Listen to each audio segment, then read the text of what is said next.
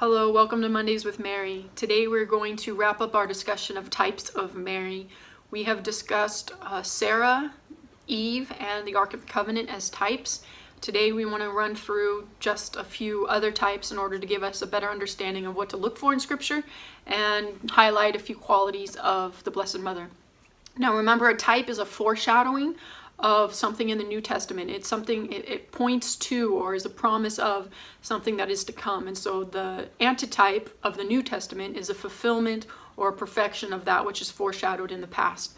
And so we have today 6 figures that I want to look at really quickly, as I said, and 1 object. So the first figure that I want to look at is Rebecca. Rebecca, as you know, is the wife of Isaac. She is the mother of Jacob and Esau, and she intercedes so that Jacob takes on the guise of Esau and ultimately receives the father's blessing. So Mary also is instrumental. She, as it were, has her part, her role in Jesus taking on flesh and garnering for all of us the Father's blessing. And so she shows us a foreshadowing of Mary's mediation. Secondly, we have Rachel. Rachel is the mother of Joseph and Benjamin. Joseph is a figure of Christ because he was sold for silver. He was enslaved, and he ultimately saved Egypt and surrounding areas and his family from famine. Jesus, of course, was sold for silver and brought about the salvation of humanity through his suffering, death, and resurrection. And Rachel is also the mother of Benjamin, however, and she brought Benjamin into life with great travail. And so this foreshadows Mary at the crucifixion becoming the mother of all of us. That is also the mother of the church. So Benjamin, in a way, is a type of the church. Joseph is a type of Christ, and Rachel, therefore, is a type of Mary. Then we move forward, and these next 2 show how fulfillment of the proto-evangelium, where we hear that she will crush the head of the serpent because she is going to be the mother of God. She will be instrumental in crushing evil, that is, overcoming sin and death. We see this in various persons in scriptures. Today I just point out Deborah from the book of Judges, who leaves Barak to overcome and conquer the Canaanites. And we have the popular story of Judith, who actually beheads,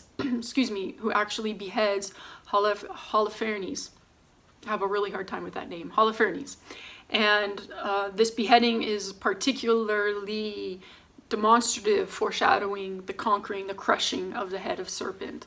And finally, we have 2 more figures, which are queens. And these queens, we've looked at in previous videos. Queenship had a particular role of intercession, in particular the Queen Mother. And so first queen interceding very vividly is Esther, who intercedes in order to save the Jewish people from death. And then we have Queen Bathsheba, who is called the wife of Uriah in the genealogy of Jesus.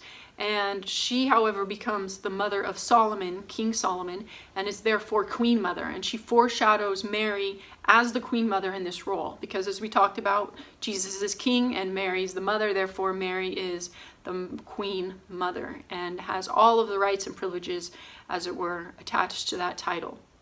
And then the last thing I want to look at is actually an object, and that is Jacob's ladder.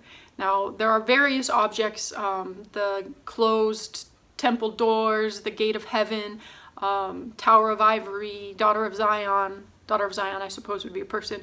But there are various examples in Scripture. But today I just look real quickly at the ladder, Jacob's ladder, because it sort of summarizes Our Lady's role. And that is that through Jacob's ladder, heaven was coming down and angels were going up, and there was an interchange of heaven and earth.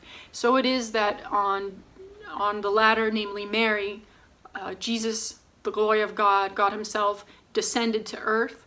And it's also by that same ladder, by God's divine will, that we ascend to heaven.